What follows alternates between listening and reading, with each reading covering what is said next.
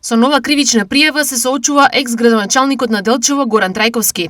Од МВР велат дека надворешната канцеларија за криминалистички работи Делчево поднела кривична пријава против 54 годишниот ГТ од Делчево поради постоење основи на сомнение за сторено кривично дело, злоупотреба на службената положба и овластување. Пријавениот како градоначалник на општина Делчево во 2023 и во 2024 година склучил 2 договори за јавни набавки со економскиот оператор од Кочани во вредност од 236.000 денари и двата со важност од 1 година, во кои за 7 производи била понудена нереално ниска цена, односно за 12 пати пониска од другите понудувачи. Во ваков случај, според полицијата, градоначалникот бил должен да го стори следното.